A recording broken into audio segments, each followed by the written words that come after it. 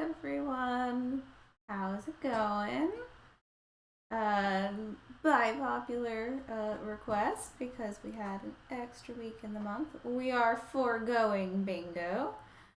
And we are going to be doing some tutorials.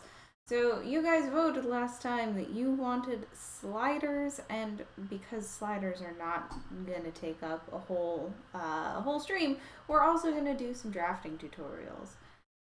So that's what we're gonna do today. Let's do a show 21 tutorial. I do not own that one. Hello, Hockey Pizza Oreos. But how's everyone doing? I've had an eventful week. I did get to go to a Red Sox game.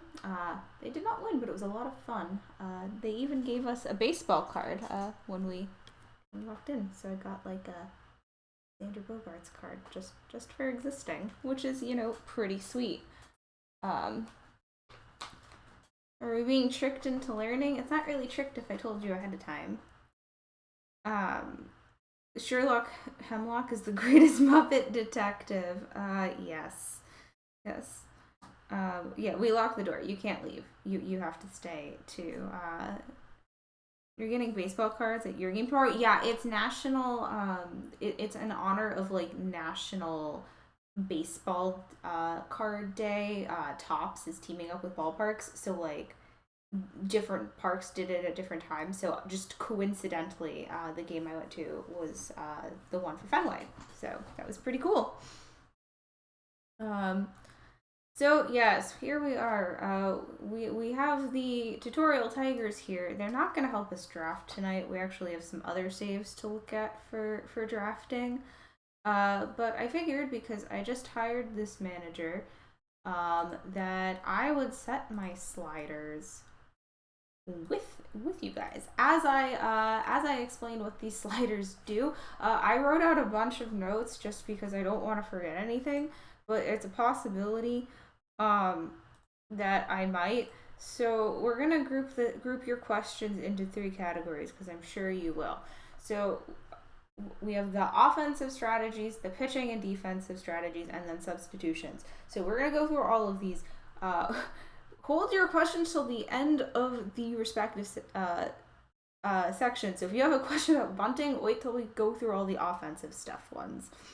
So yes. Okay, so what are sliders? Sliders are your strategies. So like you have options here between like never and frequently, or like conservative, aggressive, and basically minimum and maximum for specific things that, depending on how your roster is constructed and the time period that you're playing in, you're going to want to set for different things. Yes, tiny little hamburgers. So as I said before, you have offensive, pitching, and defensive, and then substitution. So here we are. Essay tests are where it's at. That's like 90% of what I did in college. So let's start. So the first one here, stealing bases. This slider controls how aggressively a team will attempt to steal bases. If you paid attention last week, we cranked this pretty high up, and we're actually going to set it here. If you set, the higher you set this, the more your team will be caught stealing. And that's because what this slider is doing is it's looking at the attempts to steal. So you're attempting to steal more. These are global sliders, by the way. So like applying these are for your whole team, and you have different like options here, like timing 1st through 6th, 7th through 8th, 9th. And then depending on like what the score is, you might want to do different things. We're just going to go over what these are. You guys, depending on how your roster is constructed, you're going to want to do things in different situations. It's very difficult for me to tell you, you should absolutely use this preset at this point, because it really depends on the era you're playing in. I mean, if you're in Perfect Team, there's a whole bunch of things you're going to do differently, and what your team looks like. So I can't really tell you what to do when, just because I don't know what kind of saves you have. But yeah, so if you tick the stealing bases up, you are going to get caught stealing more. That's normal. I would say that stealing bases in general, this is not necessarily a strategy that you globally want to set unless your team is full of people that have high speed and high stealing, or you're playing in the dead ball era. Like, I would say after the dead ball era, this isn't really a strategy that you want to just like have globally. You want to go into your individual players and check it, just because you don't need David Ortiz trying to steal bases. That would be bad.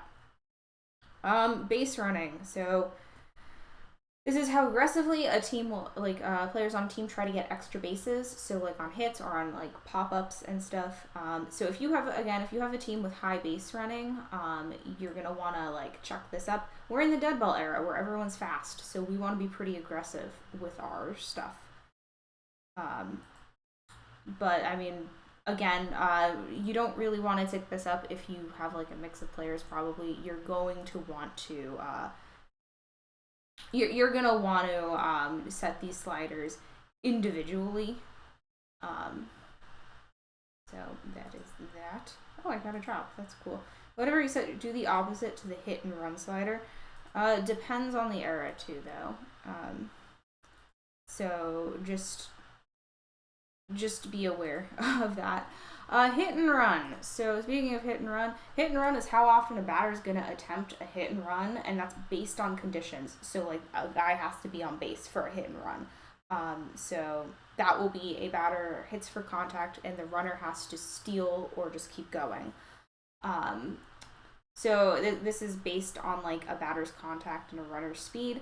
If you're in the dead ball era, you could have this up pretty high, just because everyone's pretty fast. But again, you really want to check your players. If you have a high speed, high contact team, that's really good. But this is another one where you probably are going to want to set individual sliders. So, yes. And, oh wow, squirrels, congratulations on PhD. More so a run and hit than a hit and run. So the next one is sacrifice bunt. You guys love bunts. So this is how often a batter will attempt to bunt when in a sacrifice situation. So guys on base, sacrifice bunt, advances the runner or even scores them. Again, with the other ones, you can set this. This is going to depend on what the people on your team look like. If you have fast runners, you may want to do this globally. If it's the dead ball era, do it globally. If not, you probably want to set this one individually. Just a lot of the speed ones, because of the speed stat and different eras, unless you're constructing your team around speed, you're probably going to want to do it individually. Just frequently mean different things in different eras. It does not seem to be. Frequently, for a lot of these, has to do with when certain situations happen, they will frequently attempt these things. So if you have, for example, sacrifice bunt, if you are in an environment where you frequently have opportunities for sacrifice bunt, they will frequently make those attempts. So that is going to be era dependent, just because when you have a lot of faster people in the dead ball era, there's going to be more situations than you will if it's like 1985. So bunting should be saved for parades. We love our homonyms and our homophones. Okay, squeeze bunt. So this is very similar. This is how often a batter will attempt to bunt when a runner's on third base. That's a squeeze, where you try to get the runner back to home when they're on third. This is similar to the other one. Same sort of deal.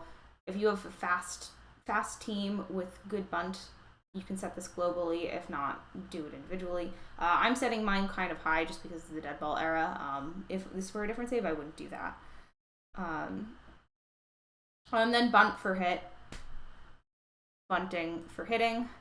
Same as before. If you got good bunters, like some people make their teams entirely around bunting, back it up. We're in the dead ball era with this save. It's 1906, so I'm making it pretty high just because my entire team bunts, because it's the dead ball era.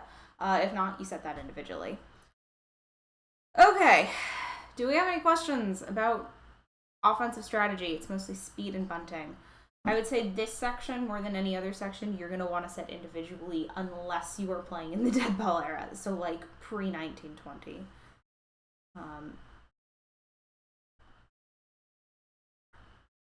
We'll just wait for any questions that you may have. This stuff can make or break your dead ball save. So, what's a squeeze bounce? You squeeze the ball more now. Dishnet. That is very, very thing. How would you go about the different levels on individual sliders? It's gonna depend on the player. Like, you're gonna wanna for example, let's look at Ty Cobb here. So Ty Cobb, for example, we can take a look at his strategy, which I don't think I've done anything with. Ty Cobb has, like 65 speed and, 75 stealing. So, like, he's not, like, the greatest speedster, but he has decent speed stats. He doesn't have good bunt stats, though. So, like, what you would do in this case is we would up his stealing bases. We would up his base running because he's good at those. But we're probably not going to, up his bunt stuff because he's not as good at it. So it's going to depend on the stats of the individual player. Like, he also has really good contact, so he's going to be someone that's really good in, like, a hit and run situation, so you could up that too. Again, you're going to want to set a lot of these individually. I don't usually, these stats are, I would say more than any other stats, the offensive ones are ones I set individually, the other ones I don't usually, but I really want to override settings. We will get to that. We were going to talk about that after. What I guess I'll talk about that now. When you adjust to Steam stat settings, it tries to normalize them. So if you have, let's say, think of it like a subtraction problem. Let's say you set your, and it doesn't work like this, but let's say you set your steal bases to 20, and then you just say adjust, and then you move them up on Cobb. It's not going to override them, which overriding, this is hard to explain because I'm not thinking about it because I had a plan for later. Basically, overriding will allow you to go max what you've set for your global settings, and adjust has them adjust to the settings, so it won't go max. If that makes sense. Also, I forgot to mention, because we are now having this problem, I have in case you're not aware, I do have a, so let me find it. I actually have a list here of, like, points that we're going through. So this is your one and only warning to not backseat game. Will not be tolerated. Wait till the end to bring up your stuff. Otherwise, I'm going to get distracted and not explain things properly. So, yes. You have been warned. Is it better to set global, or is it better to set each and every single player to how you want them to react? Ideally, you're going to want to set them individually, but that, not everyone has time for that, and in some eras, you're going to want to set them globally. So, like, dead ball era for, like, speed stuff, you're going to set that globally. It doesn't make sense. So, okay, pitching and defensive. Yeah, you can do both. You can do both. That's really the optimal way to do it. But, like, if you're more comfortable doing individually or globally, start there and then go up. You don't have to start, if you're not comfortable with sliders, immediately by trying to do everything at once. Play around with them and see what you like. Okay, so we will get to the depth stuff later. Let's talk pitching and defensive strategy. All right, pitch around. This is how early and how often a pitcher will pitch around the strike zone to get a batter to swing. So either they will strike out or they'll hit into an out. So the higher this is set, what it's looking at is it's looking at the the ability gap between the pitcher and the not pitcher, the batter, and then the next batter. So like basically you're pitching around to try to avoid facing a batter, because you're afraid of them. This is one that's really useful in like high hitting environments and like high home run environments. Is when you would want to frequently pitch around. I find that this one is also like pretty good to set individually, just because you do want to look at a pitcher's particularly stuff, movement, and control, and your worst pitchers may not be able to pitch around depending on their stats. We're in the dead ball era. Nobody's hitting home runs. I'm not going to touch this slider. So if you were playing in, let's say, like 1995, you would probably be upping that more. Or even past that. Pitch around is something that you would do in more modern saves.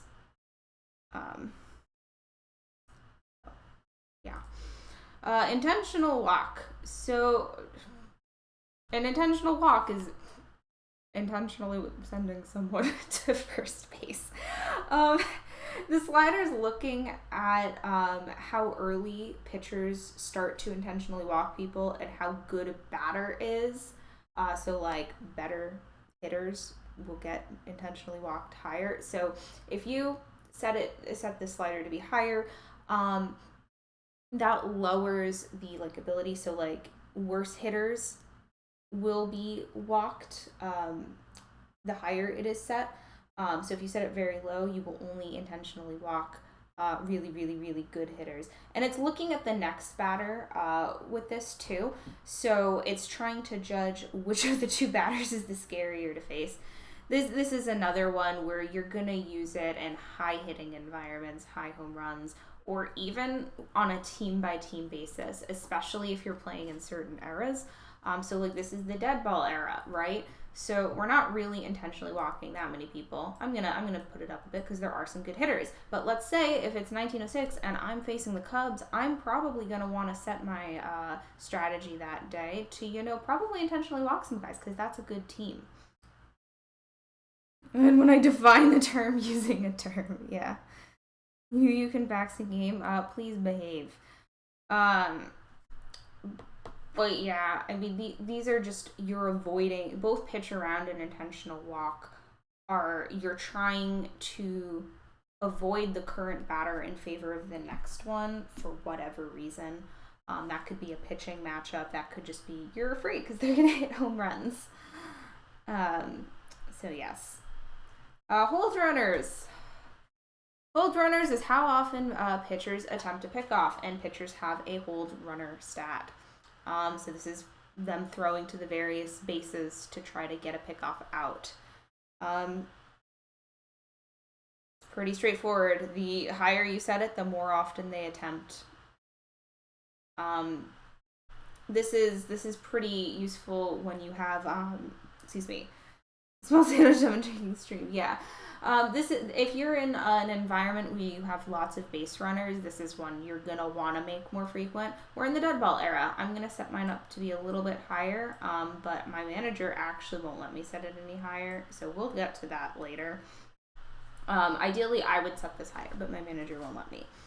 But like obviously this is another one that you might want to set individually because not all of our pitchers have good hold runners. Like Earl Moore here only has 45. He's not going to be as good as someone like Kinloch Swan who has 60. So you do need to check your pitchers. If none of your pitchers are good at holding runners, you don't want to check this. So that's that. But if you have like high base running and stealing environments, you're going to want to move that up. So consider that. That would be like if you're playing dead ball era is one of those. I would say more modern saves like post like home run race. You're going to have that. But it's really going to depend. So check the environment, check the stats that are happening. Yeah. Kinloch Swan, perfect card one. Does it drain faster? I think it does, because it's technically a pitch. And yes, holds runner higher will cause more box. That will happen. Remember what I said about backseat camera. And yeah, well, more errors like if you're not good, if you don't have a first baseman that can get them, or you know, your pitcher isn't good at holding runners, so that you have to be pretty careful with hold runners just in general. Whoops. But it's going to depend a lot on your pitching staff and the era you are in. You now understand highly favored tools.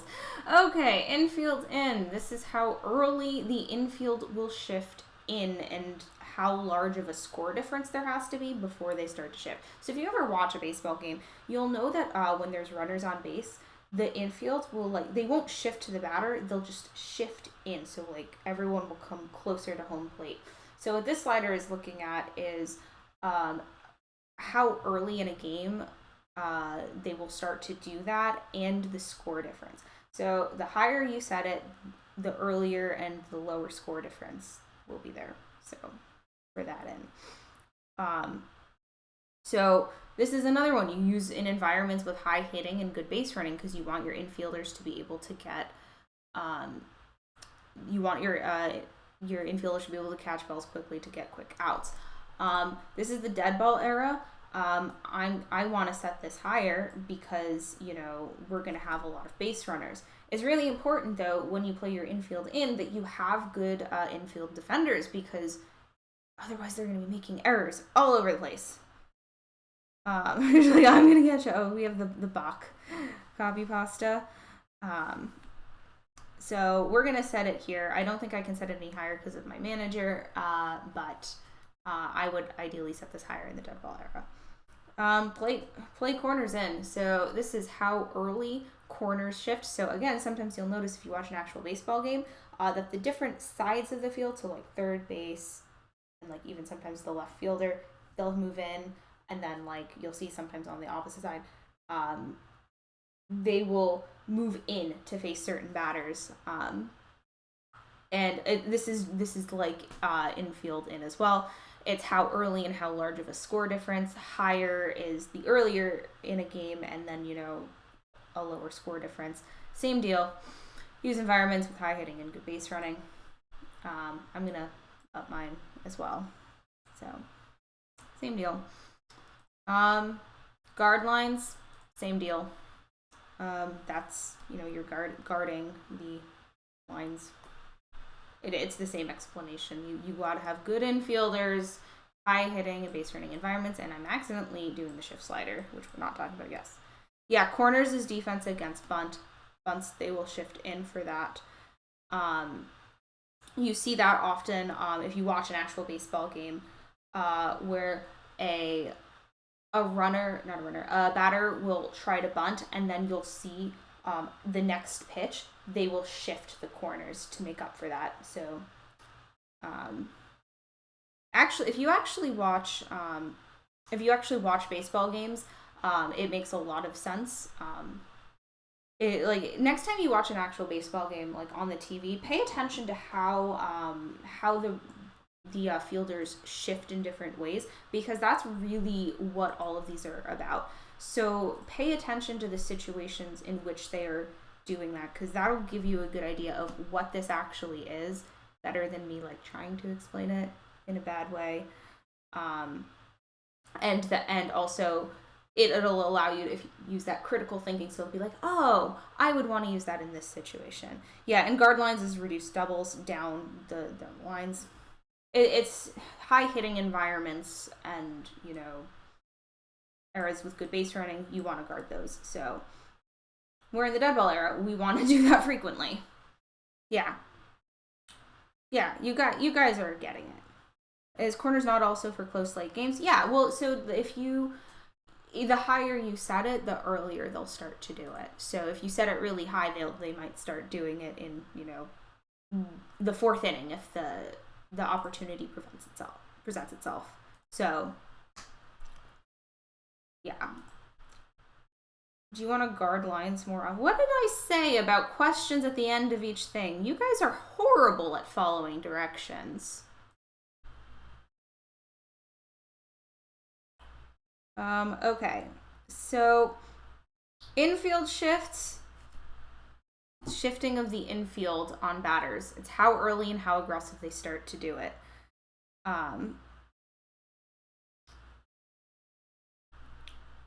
So yeah, it's how early and aggressive you shift on batters based on how well they perform. Use it all the time. Use it all the time. You want to shift the infield unless you have bad infield defense, but you should have good infield defense if you're building your team right. Just you want to turn that up, particularly in areas where you have lots of ground ball hitters. It's important for ground ball pitchers too. So if you have a lot of ground ball pitchers, you're going to want that good defense behind them, and you're going to want to shift. So, yeah. And yes, you prevent doubles and bunts, but conversely, you're more likely to give up singles. Again, this is, and I don't think I said this before, this is a very general overview. We're not going into the 100% full things that everything does. This is just general idea, because we have 2 different things we have to get through tonight. Questions? Oh, that brought up something else. Outfield shifts are how often and aggressive the outfield will shift on batters. So it's the same thing for infield shifts, but for the outfield. So again, if you watch an actual baseball game, you'll notice that sometimes they move in the outfield too. Another one you want to use frequently. This here, use outfield shifts and shift outfield depth, is what killed us last week for the World Series. We're in the dead ball era, so we don't have to deal with as many fly ball hitters, but we're still have to deal with an amount.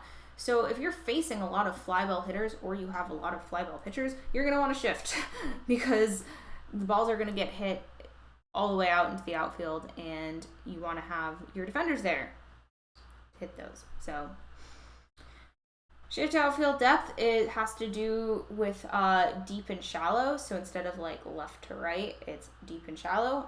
You'll often hear, again, if you watch broadcasts, that hear like they'll be like, oh, they're playing him pretty shallow, or oh, they're playing this guy really deep. That's what this is. So the higher you set this, that'll change how often and how much the outfield is shifting for that. Another one that you want to use quite frequently,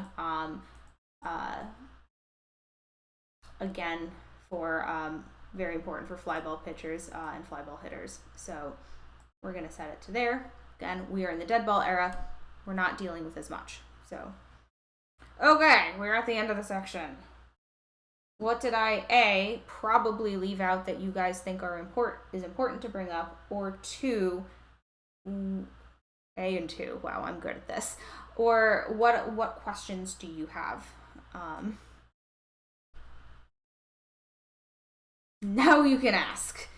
Like I said, I have a thing, and if you guys just bring stuff up while I'm in the middle, it's going to distract me and be worse. So please.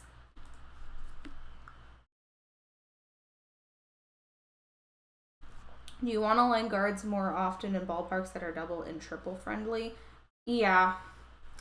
You do, but guard lines, because guard lines is like specifically, A2C4. No. It's not just you. There were other people doing it. So you do want to look at the park factors for that too, because you don't want stuff to go down the line. So if it is triple and double prone, you're going to want to do that. And shifting the defense is useful when your defenders have mediocre range. Yes, it is. Because players with higher range don't have to go as far. Are there good reasons for not shifting in or outfield? If you want to play like it's the dead ball era, but you want to like actually role play, if you have like really rangy defenders, you don't need to set it as high, but yeah. And yeah, guard lines will prevent doubles but leave gaps in the infield. Because think about it, you're changing the positions of your infielders and leaving gaps elsewhere. Yeah, spray hitters. So, yeah. Okay. Hello, Mexabeamster. We can move down to the other thing. Alright, so substitution strategy. Wouldn't allow for far more singles in your infield.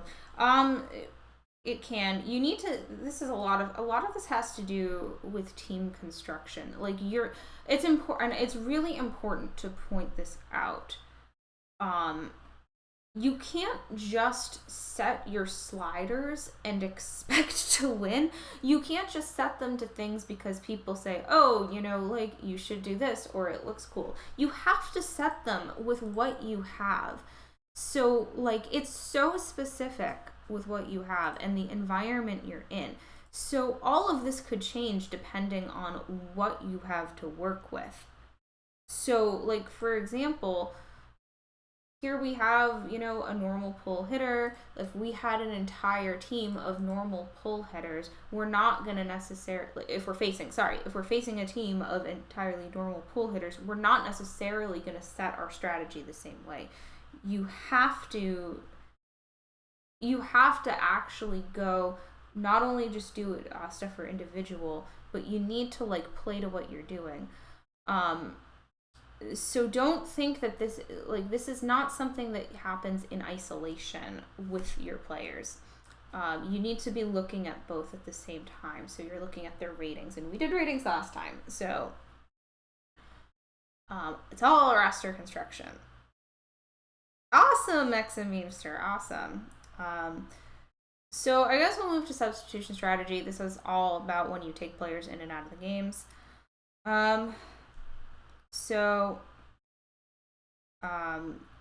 need to look at my other team. I don't need to do anything. How quickly a reliever is pulled from a game. That's hook starters. Sorry, I'm looking at hook relief. I should be looking at hook starters. A hook starting pitcher is how quickly a starter is pulled from a game. The quicker you set it, the quicker they're pulled from a game. The slower that you set it, the slower they are pulled. This is the dead ball era. Everyone has 900 stamina. We can have a slow hook. You set this when you set it to quick when you have very weak starters, and perhaps a better bullpen, or you can set it individually. I actually think it's better to set it individually 90% of the time, because you might have a situation where some of your starters don't have enough stamina or not as good, and you're going to want to leave them in for less time than some of your better guys. But if you're playing before like 1945, you honestly don't need to have your starters removed from games very quickly, unless they're blowing up and they're bad. If you have decent, good starters, you can generally have a pretty slow hook prior to 1945. Hook relievers is the same thing, but for relievers, how often they are pulled from a game. If you have a bad bullpen, you probably are going to want to use a quick hook on relievers. If you have a really good bullpen and a lot of long relief options, you're going to probably want to use a slower one. We actually are just going to set ours in the middle here. We will get to that stuff. So this becomes more important in more modern settings. The idea of modern relievers don't really come onto the stage until the middle of the 60s. So if you're playing prior to that, I don't want to say you don't need to be as worried about hooking relievers unless your bullpen and your pitching staff is pretty bad. We're in the dead ball era here, so we're just going to leave it normal and allow them to come in at a neutral frequency. But if you're playing maybe a more modern, maybe you're playing a live start, and you're having issues with your bullpen, you're probably going to want to hook pretty quickly. So again, it's going to depend on what era you're playing in and what your pitchers look like. Left-right pitching matchups. That's how often a pitcher is pulled and replaced by an opposite-hand pitcher for a more favorable pitching matchup. If you guys have lefty specialists, this is the setting you use for them. This one is probably another one you're going to want to set on a more individual basis. If you're facing really splitty hitters a lot, if you're in a league where there's a lot of really bad platoon splits, This is one you're going to want to use a lot to take advantage of that. I like using this one a lot, even in the dead ball era. I like to chuck it up just because I keep more pitchers than necessary. You're probably going to want to use this quite frequently in your saves as well. But again, it's going to depend on what you have.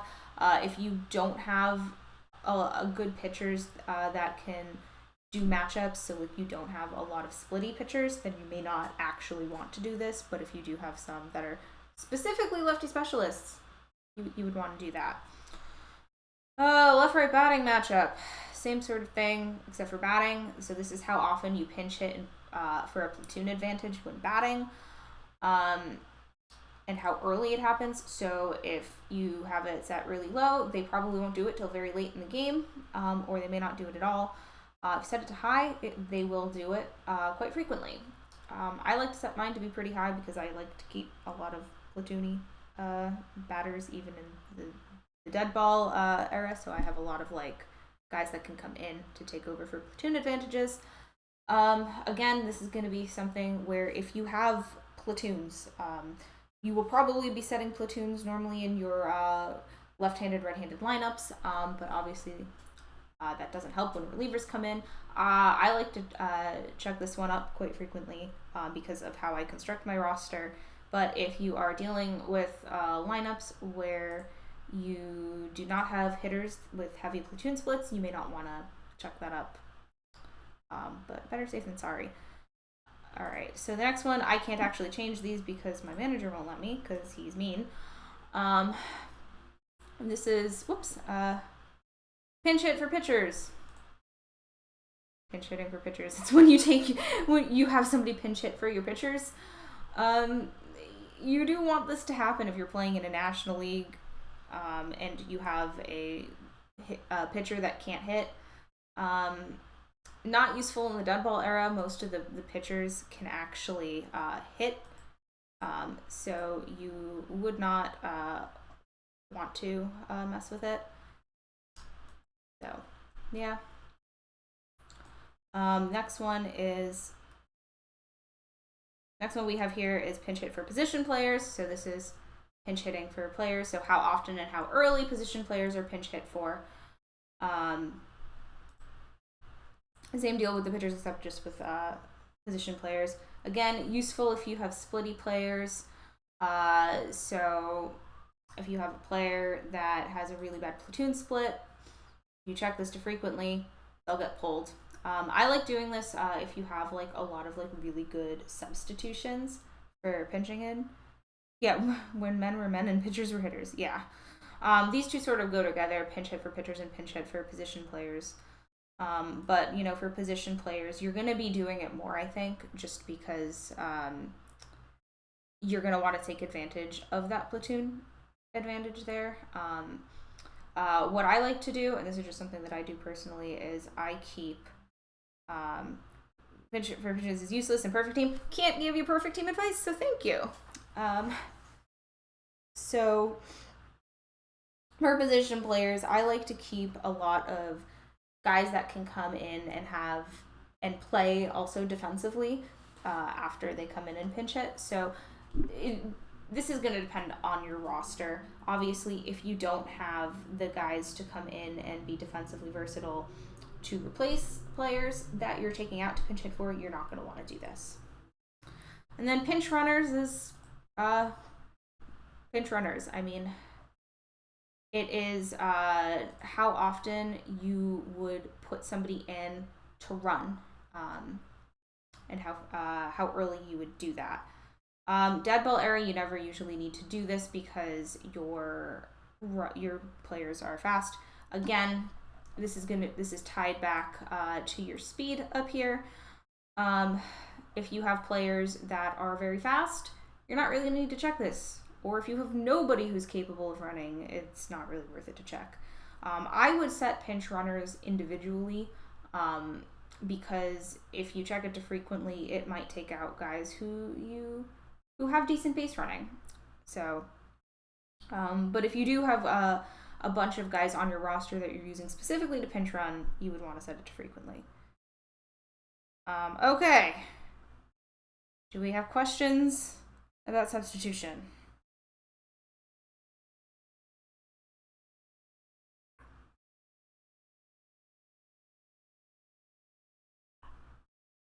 Because if not, we're gonna talk about this. Is there an easy way to copy the team settings for the values you don't want to differ? I mean, you can copy at the bottom here. So yes, we're getting to pitch count. That's at the bottom. I said we'll get there. I mean,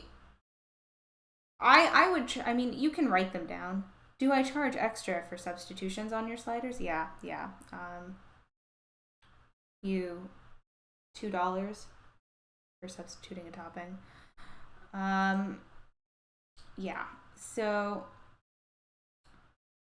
but is there an easy way to copy the team settings? I mean, you can hit copy down here, but that's really for pasting in these. You can go back and forth pretty easily, or just write them down. Sorry, I'm getting tired. Okay, global strategy settings. What type of bread should you use? Sourdough. Pitch counts. I don't usually set pitch counts globally. I do them individually because not all pitchers are the same. But setting pitch counts, starting pitcher max pitch count, that would be how many they're going to go. Relievers, also how many they would go. Down here, you can set when you would want substitutions to come in and what situations you have. That's going to depend largely on what you're comfortable with. I like 8th inning and leading by 3 runs or less. That's usually good. You stick defensive substitutions in when you want the defense to prevent other people from scoring. So let's see, you do accept relievers. Yeah, I don't set global stuff there. Generally, though, like depending on era, you're not necessarily going to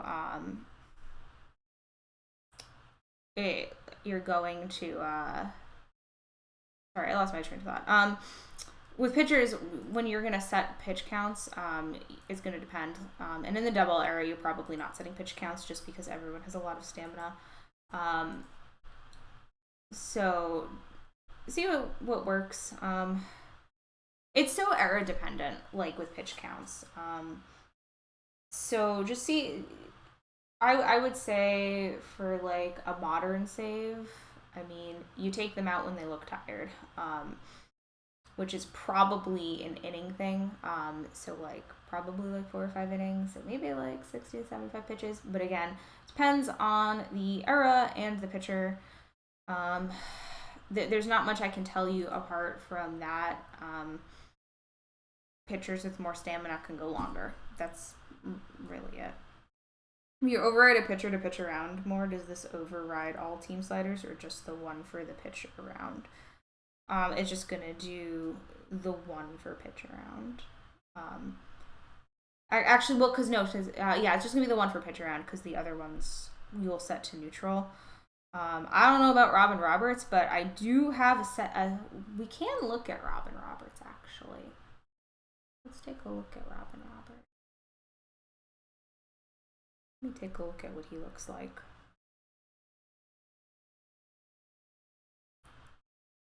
But if you guys if you have questions, or if you have questions, now is the time to ask them before we move on to drafting, which is a lot more fun than sliders. It's a lot easier and more concrete. How do you figure out a good pitch count for pitchers? Is it trial and error? See when they generally become ineffective. It's a lot of like just knowing how much stamina they have and a lot of their stats. What you can do is you can look at your box scores to see how well they're doing and when they start to fall off. Generally, if you play the game long enough, you kind of can get a sense for like stamina and like pitcher archetype. Because stamina is like the big thing. Where like obviously if you don't have a lot of stamina, you probably are going to want to pitch count them. Or if you have a pitcher that's been like injured, you might want to pitch count them. It's kind of trial and error in a lot of saves just because of you don't know what the batting environment's going to be too.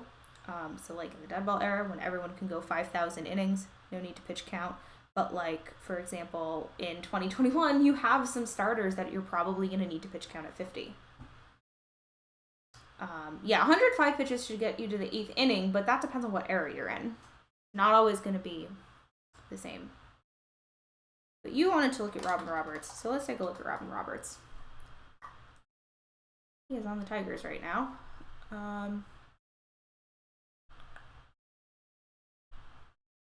He's somebody, I mean, he's kind of old and crusty, but as far as whether you would want to pitch around with him, he's somebody that you might pitch around. He has really good control, so 50, that's pretty low for a starter. Today. So it's going to depend on that environment. Okay, should we move on to drafting? Or do we have more questions? Drafting's a lot more fun. I cannot help you with Perfect Team, I'm sorry. So if you're here for Perfect Team advice, I can't help you. You're going to have to rely on the other people in the chat. Sorry. Why? Because I don't play Perfect Team.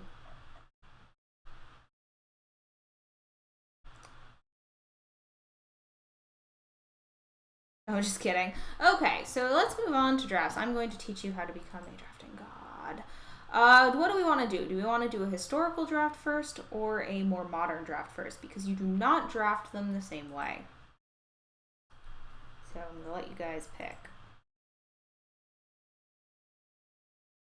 Something potentially used for Perfect Team Strategy. Yeah, I know. We have one vote for modern. Yeah, if you're looking for Perfect Team help, I can't help you. I can tell you what the strategy sliders do in a base game setting and how it would function. Where a lot of the stuff you're looking at, PTS strategy, a lot of the stuff you're looking at in a base game save, you're using a whole bunch of things because you have personalities, you have the individual stats, you have the sliders, you have your roster construction. So it's not going to be the same for Perfect Team, which is why I can't really give you help on that, because it's just such a different environment that I don't play in. All right, so we're going to have some tutorial Krakens now.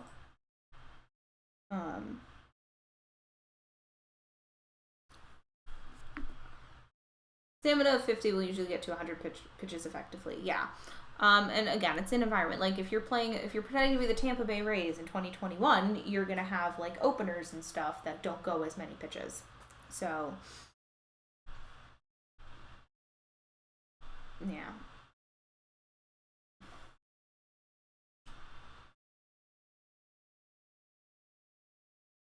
PT gives precise ratings. So we're gonna learn how to draft here. Okay. So who thinks they are good at drafting?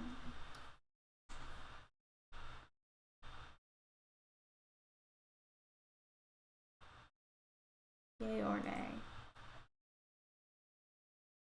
And if you're bad at drafting, you can also say that you think you're bad at drafting.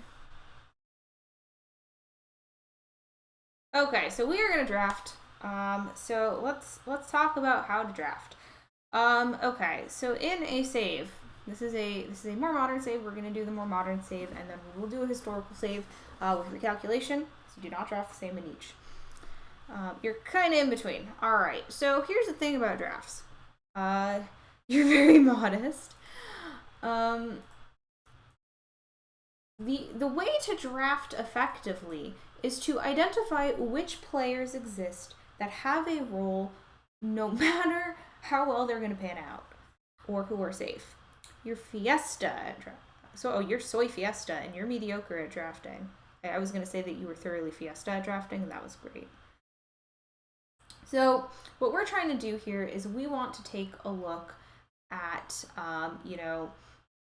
the best people we can get for our system that we think will pan out regardless of how well they're listed. Because let's face it, you have to assume that you're gonna have these draftees not hit 100% of their potentials.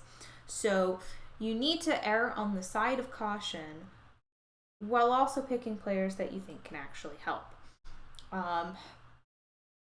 And how easy they are to sign, that depends on how much money you have. So obviously, if you have no money, you're going to want to pick somebody who is easier to sign and will sign for less than, you know, a team with a lot of money. Yes, we have some IBL here. This team has a lot of money, so we actually don't need to worry about slot versus demand and stuff. We can just talk about how you evaluate draftees when you're drafting them. So we can even take extremely hard players and it'll be fine. Because we're really here today to talk about Miss best nickname that good. Yes, but we today can really just talk about players that we're drafting because we think they're going to work out or not work out, versus we have to take these picks because we can't afford anyone else. Now we have the last draft pick because did we win the World? I think we lost the World Series last year, but we had the best record. So we have the last draft pick. You need to look at what your needs are. Not initially. The first couple rounds, you're probably going to take the best players available, as opposed to what your needs are. Because again, you can if you have a lot of players, even if you don't need them, but they're good, you can trade them for things you need. It's when you start to get into the more middle rounds that you're going to want to take things you need. So we're going to see here. So there's always a mock draft, which they like to predict what pick you're going to get. We're not even going to look at any of these things. We're just going to start the draft. So we have the 16th pick in the draft. So we're going to auto draft, and all of our friends are going to be gone here. So we have a lot of options here. The best overall potential players here are this guy, Antonio Carreon, who is a pitcher with 2 pitches, potential for high stuff, high leader and intelligence, so he could surpass these, but he's only got 2 pitches, and this changeup isn't a pitch. We're not drafting this guy, just because his future is a closer, and we can draft a closer not with our first round pick. Usually nothing in the middle rounds are useful. We are going to try to make that optimal though. So the next one here is another reliever, Kiva Meyerson. Same issue. He only has 2 pitches. This changeup isn't anything. He's 22. He's a closer. I don't want to take a closer with our first round pick. Then we have this guy, Carlos Rocha, who looks a little bit better. He has low intelligence, which is concerning. That means he can't exceed these potentials. But he does have 3 pitches. I'm worried. He's 23 and he has low movement and control and higher stuff. So I don't really like him all that much just because I feel like he's probably destined to be a reliever. I don't think he has the stuff, movement, and control to make it. Yeah, if you see a changeup really low, it's not going to develop. Generally, they have to be above like 40 for them to even start to develop. So if you have a pitch that's like specifically a changeup that's like 40 or under, I consider it to not be a pitch. Hello, Meme Lord, we are drafting. So I don't like any of these options. Let's see what our scout wants. Our scout actually wants us to take this guy, CJ Brunette, who's an outfielder that has okay with the bat. It looks like he's an outfielder, probably going to end up in the corners. That's okay, but we might be able to do better with that. So I want to look for high contact guys, and they're all gone. All of the contact guys are gone. Oh dear. So let's take a look for avoid Ks, because we are stuck here, and they're all gone too. So we're really dealing with not a lot of players. And I did check this draft. I did check this draft before before I looked before I did this, and this is a very defensive heavy draft. There's not a lot of hitters or pitchers. It was very defense heavy, so we're mostly going to be picking guys who are probably going to be utilities. And yes, he is from Northborough. I'm from very close to North. My hometown is very close to Northborough, actually. So if someone is low intelligence, they cannot improve their ratings. Intelligence governs how likely they are to surpass their potentials. So somebody with low intelligence is not going to do better than what their potentials say they are. Oh, I'm looking at ratings. Oh, I'm looking at ratings. I'm dumb. Thank you, Can't Think of Good. I did check before, though, and it is last night. I did check, and it is a very defensive draft, though. So we are, in fact, going to be looking at a lot of utilities. So this looks a little bit better. Our highest contact guy is Joe George, who is way better than the other guy. He's very gap heavy, but if he hits this contact and this avoid Ks, he's just going to be an OBP machine. He won't hit home runs. This eye is worrying too, because low eye is bad, but he has defense. He's the kind of guy that you could probably have at a utility spot, even if his bat does not work out. 80 grade name. Yeah, so he's somebody we would consider. There's also this guy, Jason Leitinen, who doesn't look horrible. He has a little bit of a safer profile. He's not as good defensively, but his bat has the potential to be more well-rounded, so he might hit more home runs. So he's someone we could consider. I kind of like George, though, more. So I'm looking here. This is a catcher with low catcher ability. It does look like he has infield ratings, so if we were to pick him up, he would be able to probably play... we would probably stick him at first base, maybe left field, but he's a future DH. So I don't know. This guy actually doesn't look horrible, but he's a first baseman. He won't last till the next round, though. He's 23, but we don't need them. So what we're going to take, I think what we are going to take here is, I think we're going to take this guy, Cole Broussard. And the reason I'm taking him, I'm between him and I'm between Joe George. So, oh yeah, that's blocked because people spammed it the first time.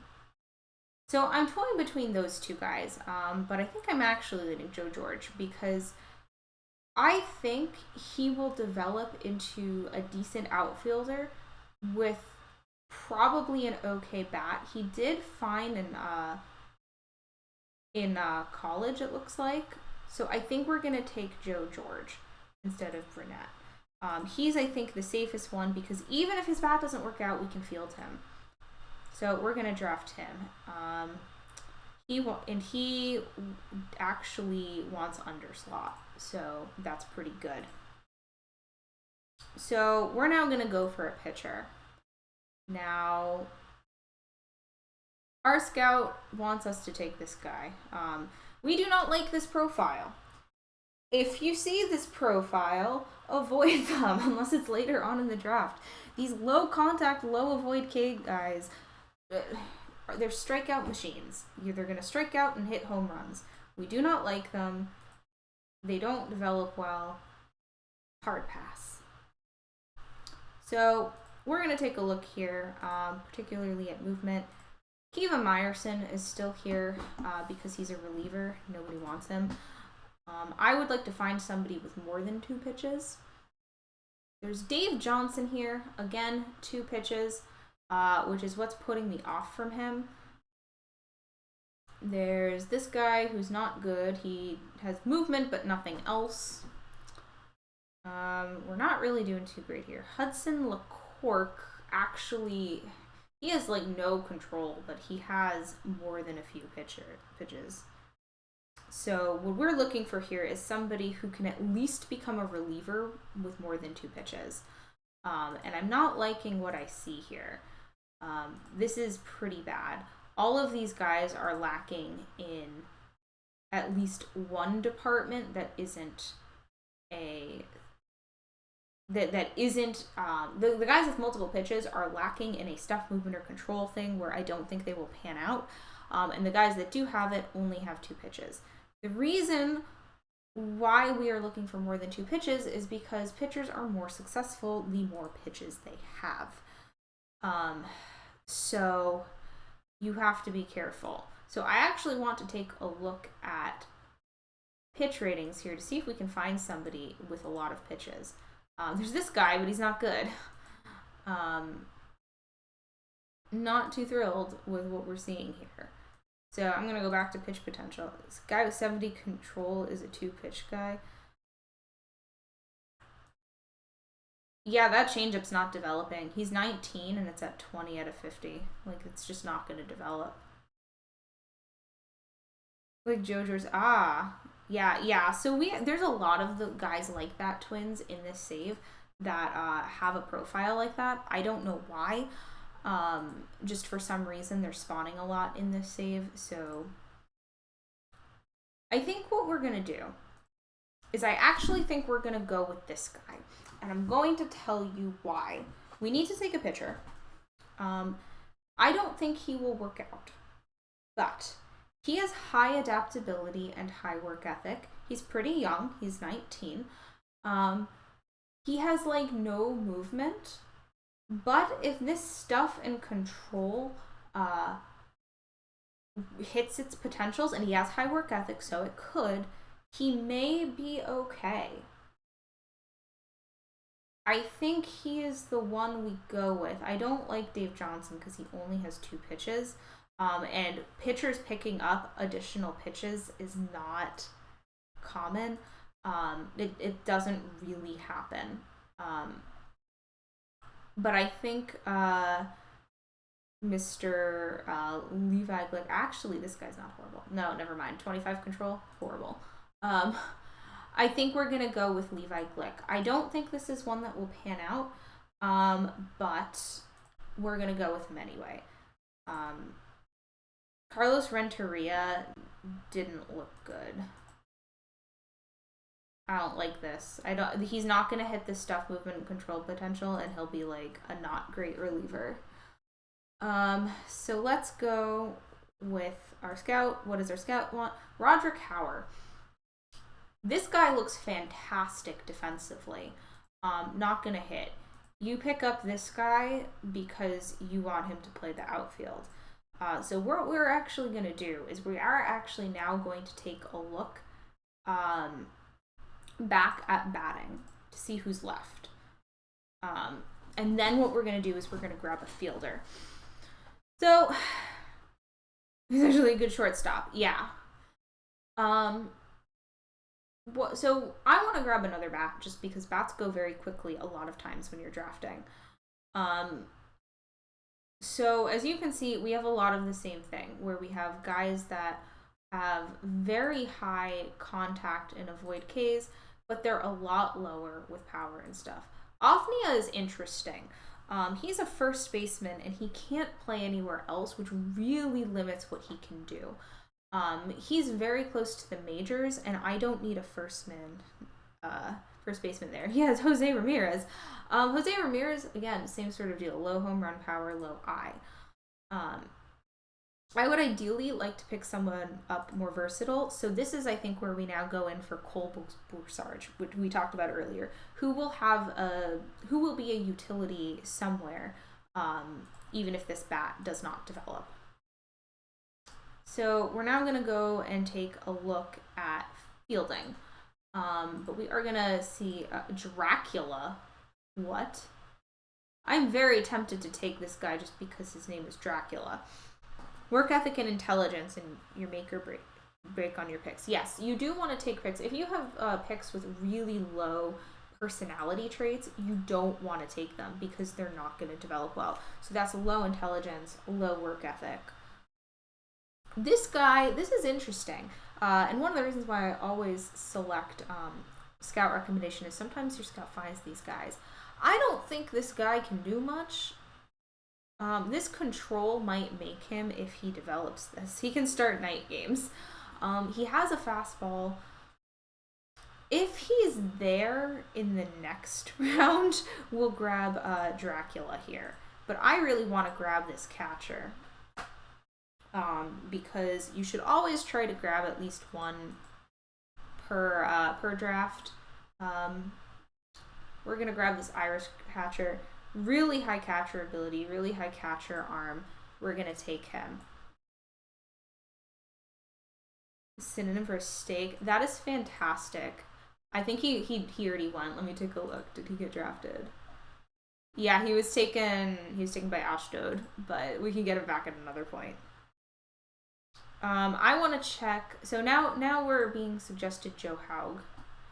This is an example of a guy you wouldn't want to draft because of personality, low work ethic. So low leader, low adaptability. He's not going to take coaching well. That's what adaptability is. We're going to try to grab another pitcher. So I'm going to try to grab somebody who throws very fast. But he sucks. Never mind. Mark Sturgill. So this is a closer. I don't think the other closers are still there. Closers have this archetype of like really high stuff and then lower movement and control, and then at least 2 pitches. And we're actually in the market for a new closer. We need to get one in our system. This guy has high work ethic and low greed, and he is a killer fastball and slider.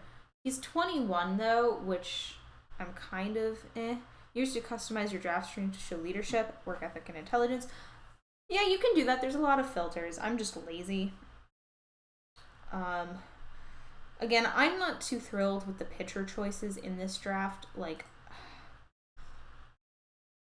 they kind of suck, to be honest with you. I think we're going to have to go with Sturgill here. I do want to grab another one, and who knows? He's 21, probably going to start in AA or something, but we might need him as an emergency closer at some point. So because we actually do need one of those guys, I am going to draft him. This is not a very good draft. Kawamura. Interesting. Now I'm going to start looking for another fielder. So I want to find probably someone who can play the infield, but let's see what our scout wants. Our scout wants this guy who can only play the outfield. He doesn't have a bat. We don't need more outfielders like this on this team, but he's going to be a killer center fielder. If you need, this is somebody that you could take way later. But I want to look for somebody who can play good defensive infield. Let's check out Matt Pounds here. He can't hit at all, but look at this defense. And this is precisely what I'm trying to pick up. So he's not going to hit. There's this guy who actually can hit a little bit and play outfield pretty well. What I'm doing here is I'm just trying to find somebody that can play in a utility role despite everything else. So what I'm probably going to do is pick up an infielder and an outfielder. I'm going to try to get another hitter next, though. Matt doesn't pound. I'm going to take Matt Pounds here just because this is pretty ridiculous. He can play anywhere. So now I'm going to auto draft. Let's see what our scout recommends. Steve Wilds. These pitchers are so bad. Like, really bad. Let's see if there's any batters left. We still have batters left. This guy is an outfielder. 19. Low adaptability. Not fantastic. Jose Ramirez is still here. These guys can't really play anywhere. Let's take a look at maybe eye. Anyone have really good eye? This guy does not have the defense to make up for this. He has high loyalty but low work ethic. Some of these guys that have worse stuff, if they had, here's an example of a guy that is interesting. This guy has high intelligence, so he could beat these projections, but he's 21, so I don't know if we want to do that. I think we're going to go with I do think we're going to go with Ariel Michael here, just because, again, he can play like everywhere, even if his bat doesn't develop to this. And that's really what we're trying to do here. We're trying to get players that are going to develop into something, regardless of whether the other stuff works out or not. It's really over at 21, huh? I mean, I would want to see somebody at 21 be a bit more developed or have higher potentials, just because they are not going to have as much time as, you know, an 18-year-old. High schoolers are more risky because they have more to go and more to develop, but college students are, you know, they're not going to develop as much. So I don't take them as much. So we have another catcher here. Oh, this is interesting. This guy's a pitcher. Not a good pitcher, but he is a pitcher. Interesting. Interesting. 18 again. They don't die on this earth before their life comes. Their time comes. Yeah. Let's grab an outfielder. I'm gonna grab somebody with decent stuff here.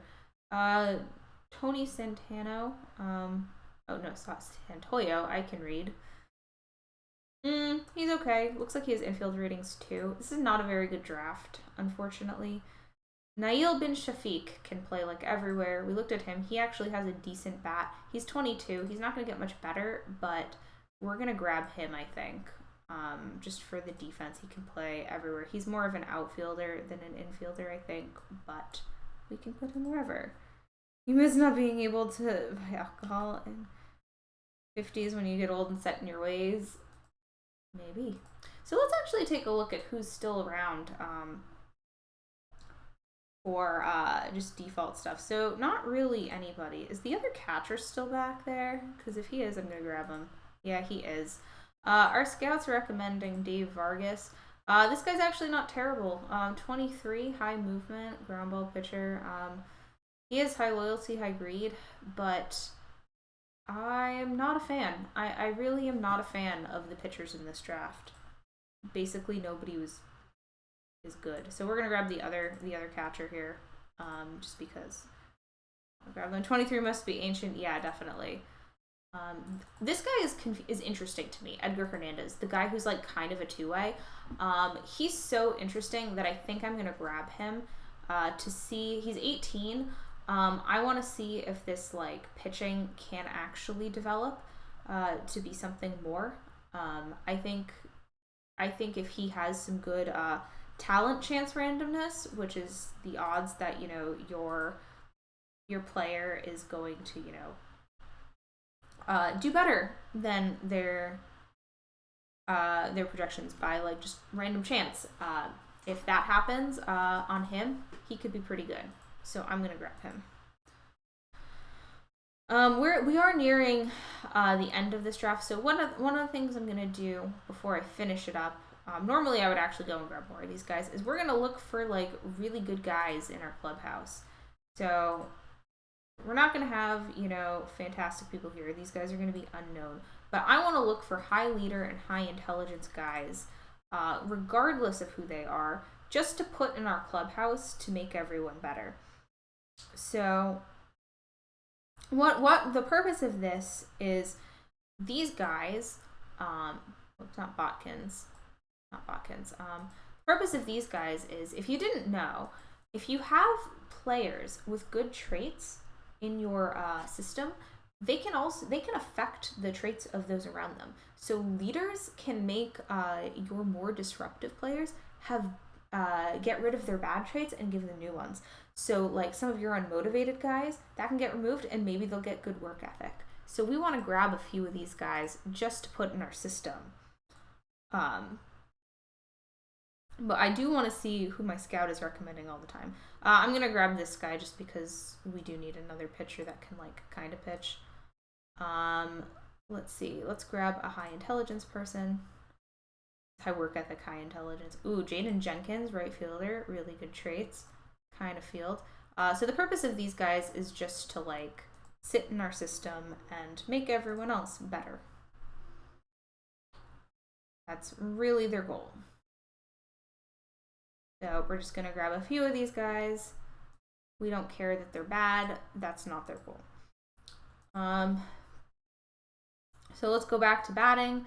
Let's see if we have, so there's not really anybody with a decent bat left. We're just going to go and grab anybody that looks like, based on potentials, that they've got something going on. This guy's really fast. We're going to grab him just because he's really fast. Become a normcore one? Yeah, it has to do with leaders and good traits. So it's worth picking those guys up in the draft, even if you're not going to use them. Take a look here. I don't see anyone I like. We're just going to go here. Let's take a look at fielding. We'll grab this guy. I'm not even going to bother to look at him where we're at round 17. So we're going to grab this guy with good defense. We're just grabbing anybody that looks good. This guy can probably field. You can see he can't hit, but he's got outfield defense. He'll become something at least. And then I guess we'll take a look at personality again. You have high leader. You can't do anything else, but we'll draft you. And this is going to be the final round. We'll grab, is there any high intelligence? You're not fantastic. High intelligence, but low work ethic, so I don't really want you. What does our scout want? Norm Barnett. Why? Make the best clubhouse in baseball. Oh, we do. We do. Nobody over here has high leader. This guy's high loyalty. Noah Ringgold, sure. We'll go with Noah Ringgold. I can grab him down here. That's going to be it. That's the end of the draft. So then obviously you need to negotiate with draftees. As you can see, I didn't, apart from our catcher dudes here, down here, we actually went under slot for our first pick. I have a draft budget of 11 million, so we can actually just sign all these guys. You can change your draft budget. I think it's important to make it as high as you can go, particularly the first few years that you're playing, just so you can get the draftees. So I'm just going to give these guys what they want. We don't care because we're fantastic and have lots of money. But yeah, so if you draft well, you can have pretty decent success. So, I mean, the one that we're hoping here is Joe George here. We're hoping that he turns into a decent outfielder. And you know something? Most of your draft picks are not going to work out. But, you know, we want that. Do we have questions? Do we have questions about drafting in the modern day before we move on to our historical draft, which won't take us long?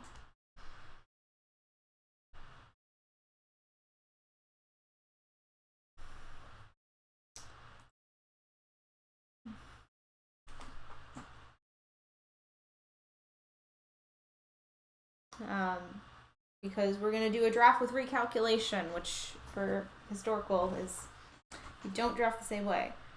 I was making the best clubhouse. Oh, I do have the best clubhouse in baseball. I can show you. My team home screen, my team chemistry. Got captain. I got 4 leaders. I only have 1 disruptive guy, but it doesn't even matter. What's a fun fact about Iafo? What's a good fun fact? Iafo is a really ancient port city. So a lot of cultures went through there. And there's actually, in like the town center, an Ottoman clock tower from like 1500s. Can we backseat manage now? No. How do we clone 2007 my goal in real life and put him into the game? We don't need to do that this time. I was bad at drafting before when you asked that. Yeah, you really just want to go for players that you think are going to do something. I'll show you my prior draft picks. I'll show you the first draft I ever did, so you can see where those players ended up. So we'll go through the first, I guess, 10 picks I did for the first draft. Everyone wants to play for me. Draft without potential some night. See where they end up in the prospects. How much better is it to manually individually your minors? I think, I mean, it's always better to like manually do everything. I usually let my AI do my minors except for very specific prospects that I will micromanage, because 90% of them are not going to be good. But if you micromanage your minors, you're going to have way better results. So here's my first round pick ever that I did. He's led in triples last year. Tanaka. He's a pretty great center fielder. His job is to play the center field, not to hit. Afif kind of fell off a cliff. He's still playing with us. He actually looks a little bit better than he did before. But he's gonna fall off a cliff. He got Rookie of the Year. He led in games started at one point. He got a Cy Young. So that's how he did. He was my second round pick. Jason Turner here I ended up trading. So he didn't do too well, but as you can see, he's still on a major league team. This guy never worked out. He's in the minor leagues. Looks like he was signed to a free agent contract, so he didn't work out. But I picked him up because of the high work ethic and leader. Alex Mendez has been our catcher for a while. He's actually going to be leaving the team this year because his catcher ability has declined, but he's been successful. Luis Aguayo is our favorite player, so he's been well. This guy retired because he wasn't good. This guy is in the minors. He could actually probably play in the majors. He was a Rule 5 draft pick, so he's been bouncing back and forth between AAA and the majors. I don't know why I got rid of him, but I did. I think because we didn't need him. He was blocked by other prospects, but you can see he's very good. He was my 7th pick. No, not 7th, 8th. 9th pick is this guy who regressed real hard, but we actually had him on the team for a little bit. He was okay for a little bit, and then he fell off a cliff, but he's in the majors. And then this guy is also in the majors that I traded because we didn't have a spot for him. So, like, in my first 10 picks, most of them were in the majors. So draft effectively, and you'll just end up with guys in the majors. Sorry, getting on my soapbox. Let's do our historical draft now. So we're going to draft with recalculation on, which is different than drafting with where you have the talent engine. And I will show you why. So, yeah, you just need to try to grab players that you think are going to do something at some point. And that draft was horrible because there were no pitchers. So, okay, so it is the draft. If you were doing the a historical draft or a historical save, it's always going to be on December 15th because the game just really likes my birthday for some reason. No, that's just the Jada picks. But if you have recalculation on, you can't actually draft based on potentials. So this is 1962. We got some fun players in this draft. So if you were alive in 1962, maybe you know some of these guys. Joe Morgan is supposed to be the best guy in the draft. So according to the mock draft, we're down here. We're supposed to take Fritz Peterson, who in his potentials looks fantastic. He looks great. This is somebody that you would want to take. But the way we're going to look at it is we're actually going to take a look at their real life stats with recalculation on, because we want to see how they're going to perform later down the line. So this is somebody that you would absolutely want to pick up. But we are going to just start the draft because he may not stay. The one that I'm really after is Tony here, but I don't think I'm going to get him. So we're going to start the draft. Just auto draft, and yeah, Tony's already gone. So we could take Paul Lindblad, who's a pitcher. This is somebody that, like, in a regular draft, with the talent development on, we might want to take this guy. He's got high intelligence. He's 3 pitches and decent stats. But we can see in real life he's kind of meh. We can do better with our pick than this, I think. So let's see who's available. There's Dick Bosman, who looks way better when we take a look at these stats. So if we're going to pick up a reliever, we might as well pick him up, because we know that for like the next several years he's going to be good. But we may even be able to do better than him. We don't really need pitchers. We actually need infielders, but there's a lot of cool players. And if you see a name you recognize and you have your recalculation on, maybe they're pretty good. Like Ed Kranepool here. So yeah, there's a lot of fun names here. So what I'm going to do is I want to take a look at batting potential as well. See who pops up. Because sometimes, especially in historic saves, you have misclassified players. Is there a way to track the bingo card? We're not doing bingo tonight, so you don't have to worry about it. There's still a giveaway, you just don't have to worry about the bingo card. Wenton Etheridge is the best hitter. Doesn't look like he ever played in the majors. So we don't really want to take him because he's going to fall off a cliff with recalculation. Take a look at our pitchers. We can see there's some names we recognize, perhaps. Bob Johnson sounds familiar. Like he did pretty well for a couple years. But I'm thinking about it. I think we're going to go with one of these guys, probably Dick Bosman, just because I feel like he's gonna be good as a reliever, and if not, we can trade him. We have bingo in your heart, so we're gonna draft him. And again, in this save we have a lot of money, so we don't have to worry about like trying to find somebody and not have enough money for them. So now my scout wants us to take Bob Johnson, which we looked at before his, not draft history. His real life stats indicate that, he's actually going to be pretty good in 1970, but really only for a couple years. So I don't want to take him.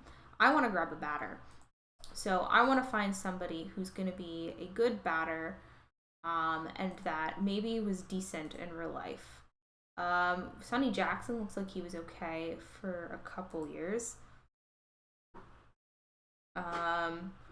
Generally, if you recognize a name, that's a good sign. I'm not loving any of these guys, though, just from the stats I see, which is why we have to check them. There's John Matthias. Wenton Etheridge, I think I might go with, just because... Actually, this guy is misclassified, but I think we're going to go with Wenton Etheridge. He's 21. He can't play anything, but might be worth having around. Keep him at the minors and then trade him at some point. But again, alternatively, we can take Johnson, which I don't think that's the play. He's only going to be good for 2 years. Etheridge, I think, if we just want to pick up a bat, is the way to go. Melissa Etheridge, sure. Again, you're kind of at the mercy of the historical players, and you do sometimes have to like look at the stats with recalculation on to see if they're gonna play well, because some of these guys never made the majors. So, and if that's the case, recalculation will screw them over in the years that they did not play well. Let's try to find another pitcher now.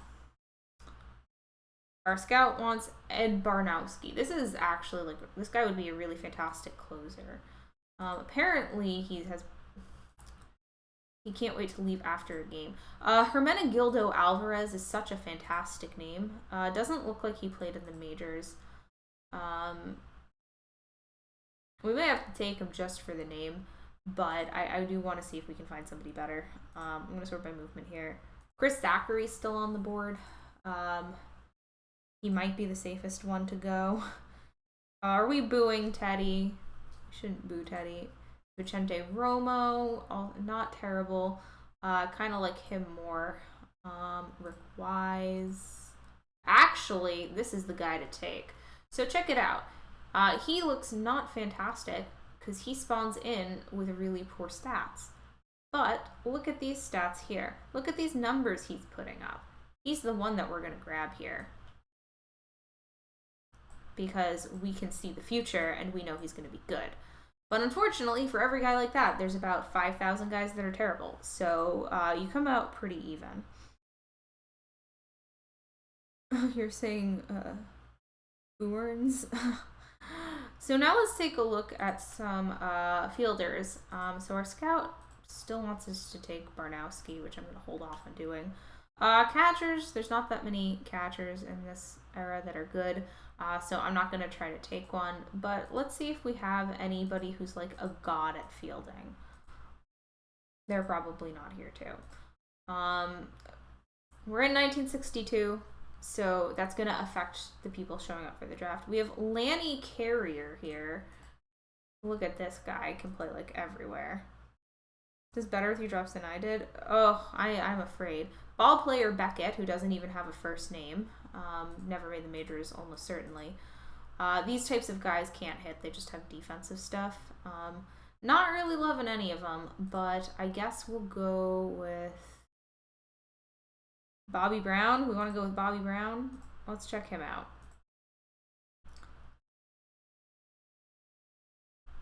We can grab him for you, Brent. Why not? Grab a defensive person. This team is kind of stacked, so it's not really a huge deal. Who's left on the board? At this point, I'm going to grab some of these higher potential guys that may fall off a cliff. So now is when I'm going to grab Ed Barnowski. It's your prerogative. He is known as a hitter, Bobby Brown. Let me take a look.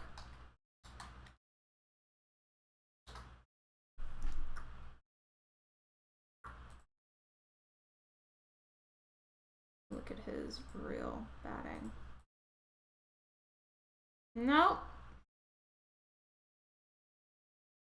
You would have taken Wise? We got Wise. Don't worry. Oh, I see what you're saying now. Okay, sorry. I'm thinking in the game, I'm not thinking inappropriate pop culture references. Our scout wants to take Ricardo Vasquez.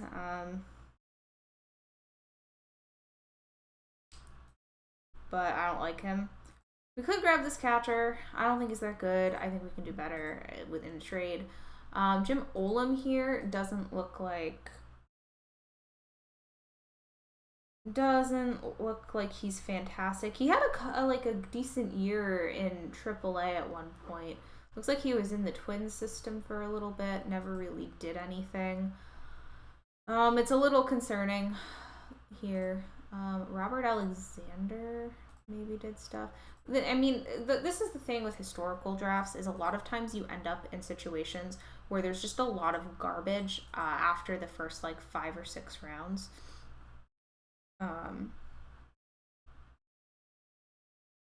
But yeah, Chris Coletta played for a year in 1970. This guy's interesting. Looks like he did very well in the minors in the 60s. One thing that you can do when you're looking at these historical guys with recalculation is check how they did in the minors.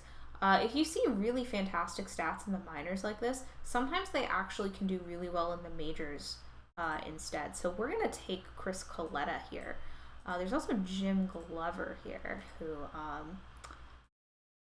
I think he did well in the minors too. Yeah. So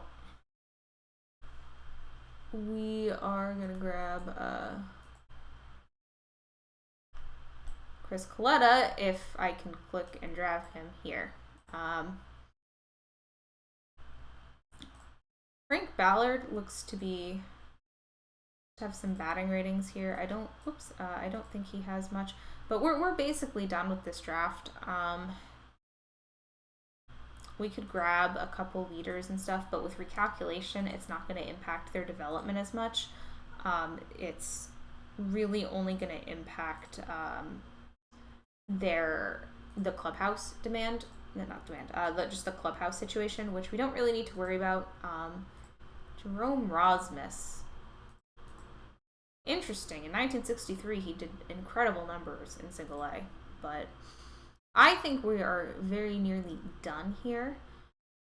Just because there's not really much happening with this. We have a lot of meh players that didn't do much. So we're in round 8. There's 794 players. Let's try to go to round 10 and then we will cut this. So, and then there's no bingo, but I did set up a giveaway that I can do for you guys. And again, if you guys have questions about drafting, ask the questions about drafting because that's what this is for here. For historical or live stuff. So, yeah. I think we are going to go with Snohomish, Washington. Yeah, it's really fun to find local players. It's like, oh, I know where that is. I'm just looking for a bat, but I don't see one. Pitching potential. Maybe there's somebody around. I don't see anybody I like here. Oh my god, we're gonna grab some fielders. We're gonna grab if I can grab you. Oh my god. Fine. Draft you. Donald Beal rings a bell. Don't know why. You have a question about drafting a perfect draft? Can't help ya. College, check out college. For historical, you don't really need to look at college stats because it's not going to impact the recalculation. It's more of a thing to look at in a modern draft. So you don't really need to worry about it in this kind of save. Robert Klein looks interesting. I'm gonna pick him up perhaps, but actually Rosmus has just such a funny name. I think we're gonna go with him, and then we'll draft Klein. Save your packs. Oh, that's what we're hearing. Need feeder leagues for high school, college shots, don't you? No. You don't need them. Sometimes players will spawn into the draft with them. We saw a couple of them in the other save we just did, and there's no feeder leagues in there. Hermenegildo's name is just too good. I'm sorry. We have to draft Hermenegildo. So that's done. I'm going to just auto-complete the draft. Most of these guys are not very good.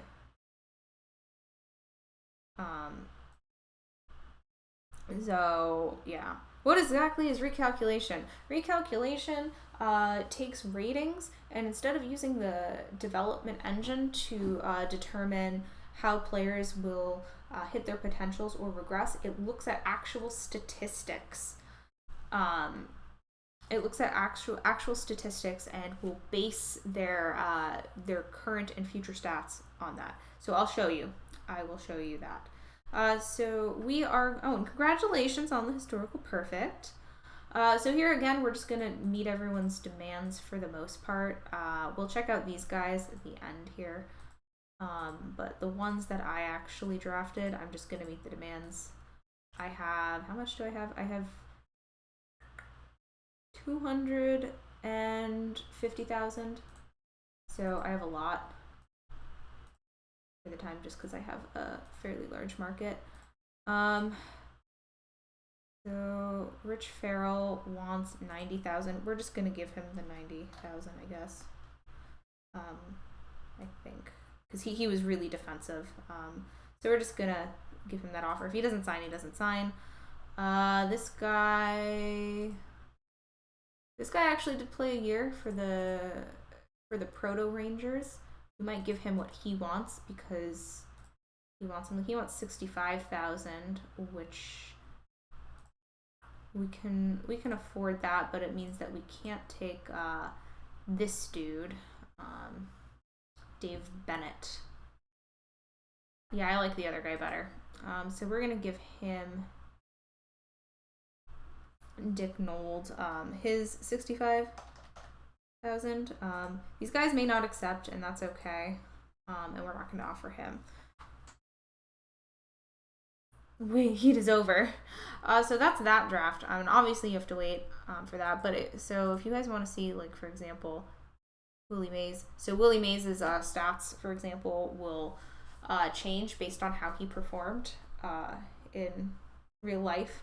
So if he comes in, so obviously this is a thing, and I talked about this on another point. This is an important thing for defense with recalculation. A lot of times historical players will not get correct defense when they spawn in, and it really relies on recalculation to give it to them. So, oh, by the way, Ted Williams finally retired, for anyone who cares about this save. You guys want to see Ted Williams. I'm gonna start the giveaway here. So you guys can do that. We can bask in the glory of Ted Williams. And oh, you want to see Yaz? We can take a look at Yaz too. So Ted Williams finally retired. The mad person he is. He was fantastic. I'll show you Yaz. Oh, sorry, his nickname is Mike's grandpa. I forgot.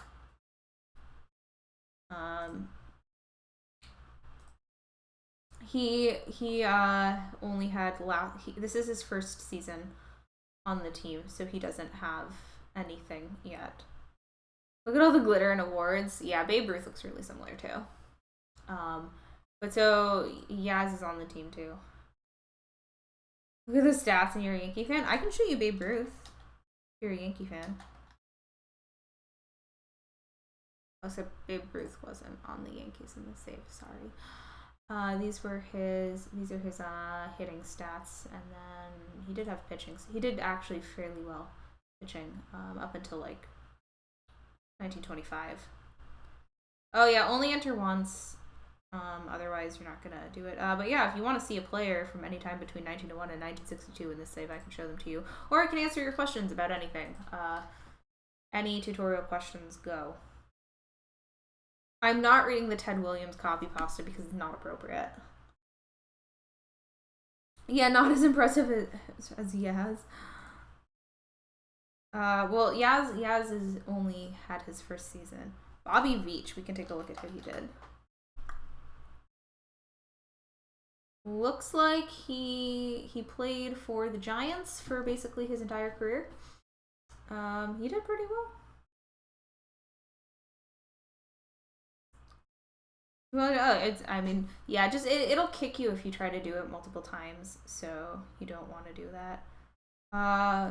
Here's something that will make Yankee fans not very happy. Lou Gehrig ended up on the Cubs. Ended up being a Hall of Famer for the Cubs. How did Dave Ferris do? We can find out.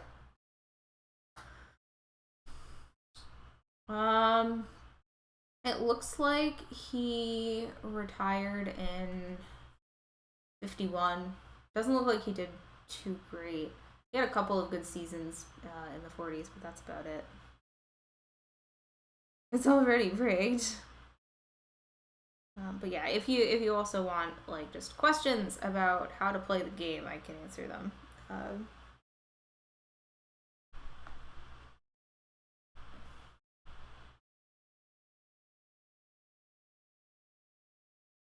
Look at innings pitched. Yeah, I mean, he's no Cy Young. Chuck Klein. All right, we can take a look at Chuck Klein. Chuck Klein was on the White Sox. Opposed to the other teams he was on the White Sox. Led in slugging for a couple years and in home runs. So, Ralph Kiner. Kiner, I think, is still playing. You'll be happy he's on the Yankees. He ended up on the Yankees. Not the Yankees. Not Ralph Kiner. I'm confusing him with somebody else. Ralph Kiner led an OBP 1 year. It's very hard to lead in categories when Ted Williams is in the league, but Yeah, a lot of the guys left his stuff, but he ended up on the Senators, and then it looks like he went to the Braves and then to the Proto Rangers, the other Senators. How did Arky Vaughan do? Arky Vaughan was a menace. I dreaded facing him. He played for the Indians. He was very fantastic. We already looked at Yaz. Yaz has one season. He's not going to do anything. Which DiMaggio do you want? We can look at Mickey Mantle. Mickey Mantle had quite a colorful thing. He's disruptive. Oh, he's no longer disruptive. He was disruptive for a while, so nobody wanted him on their team. Let me show you his batting stats. He did okay. He ended up on the Browns in Baltimore, and they're just not a good team. And then he got traded to San Francisco. Yeah, Al Kaline is the one on the Yankees. We can look at Kaline too. But yeah, which DiMaggio do you want to look at? Because we can look at all of them. Here's Kaline. Al Kaline is on the Yankees. It's very distressing. Here's his batting stats. I've tried to get him off this team, but I just don't have a spot for him. Yeah, it makes me very, very upset. Dom DiMaggio? Sure, Dom DiMaggio was on my team, actually. I got him. He did okay. Dom did okay. We have Vince DiMaggio as well, who he ended up on the Yankees. If you want Joe DiMaggio, I don't know how, but he spawned in the game, and the Yankees immediately picked up his contract when he spawned in as a free agent. They were like on it. They just like, we need to get the Yankee Clipper. He did okay. How did Harry Heilman do? Right, we can look at Heilman. Harry Heilman ended up on the Yankees too. He did okay. Again, it's very difficult when Babe Ruth is in the league. So yeah. If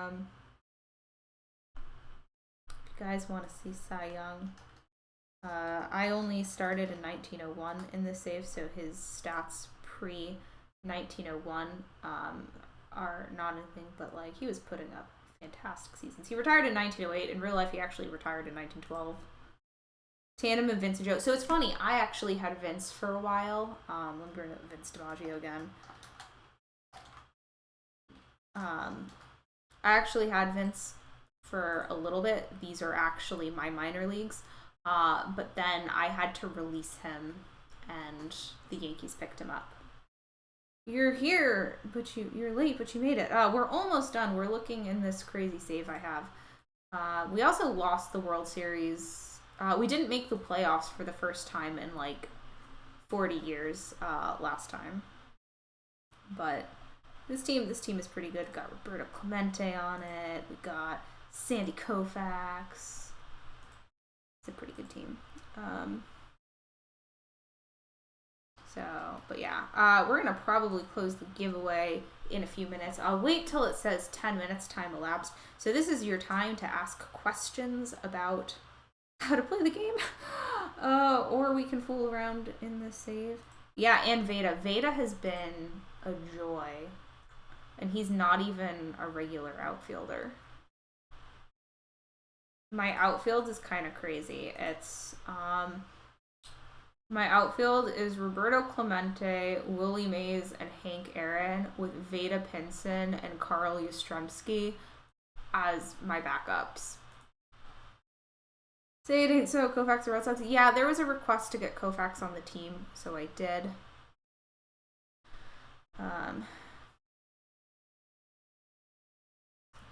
But yeah, I'm just waiting. You guys got like a little bit longer to enter the giveaway, and then I'm going to close it and pull winners. It's kind of an insane outfield, yeah. Because apparently you've totally forgotten how to play this game. Ask your questions. Ask your questions. Bob Gibson. Oh, yeah, there was also a request to get Bob Gibson on this team, which I did. Let's see. How did I acquire these guys? I drafted Yaz. Roberto Clemente was obnoxious to get on the team because he was taken in the draft and then didn't sign and then was back in the draft and then I had to wait another year to pick him up. Willie Mays was a trade. Veda, I think I drafted. Yeah, Veda I drafted. He's not happy because he's not starting. Hank Aaron was a trade too with the Orioles because they stunk. What do the winners get? Perfect points. 15,000 perfect points.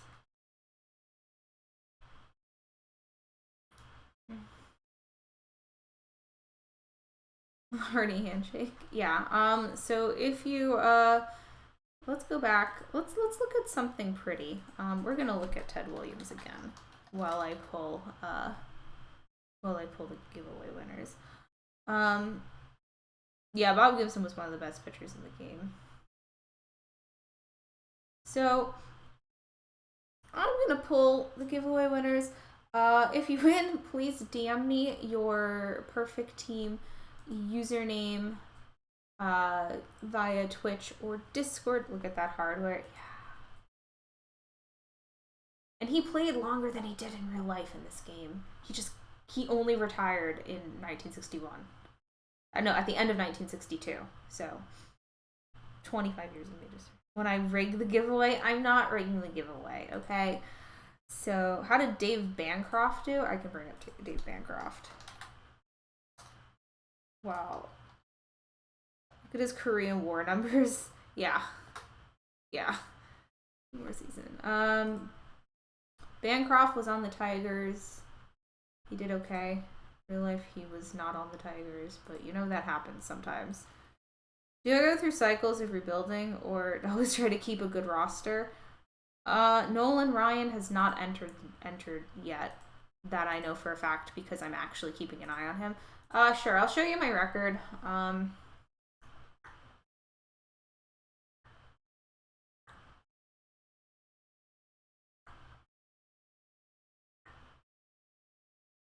Last year was the first year we did not make the World Series since 1926. That we had some bad injuries and stuff that really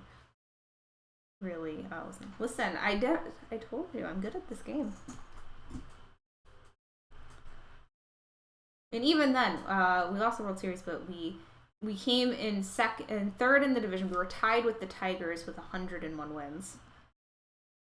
Okay, so let's go back to looking at Ted Williams. He's a lot more fun to look at than my win record.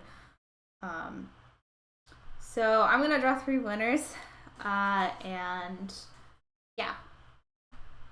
Winner number 1, Mkhitaryan. Vengeance was that 27 rings? It's, I don't know, we'll count.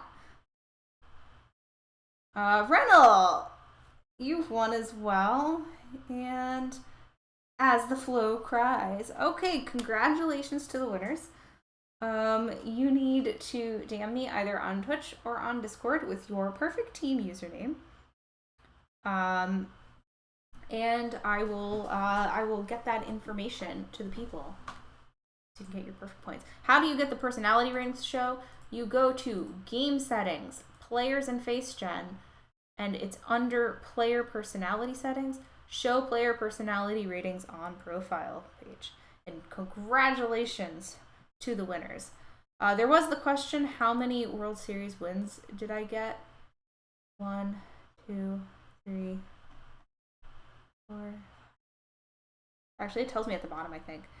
32. I have 32 World Series, and I won 3 of them before that run. So if you're wondering how many are in here, it's 29. Alright, thank you for showing up to this stream. Again, if you Mkhitaryan, As the Flow Cries, and Reynolds, please DM me either on Twitch or Discord with your perfect team username.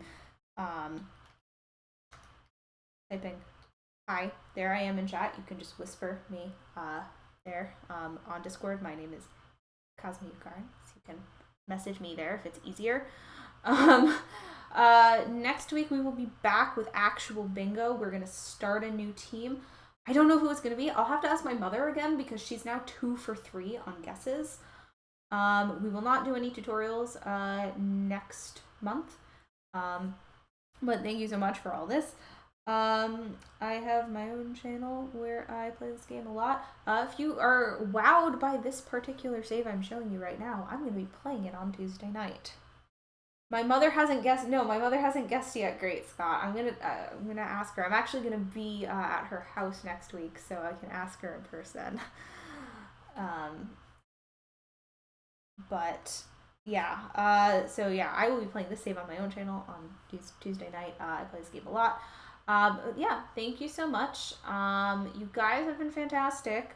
It looks like the next time we have an extra week in a month is not for a while, not till like October. So like you guys have a while to think about if you want like another tutorial or something.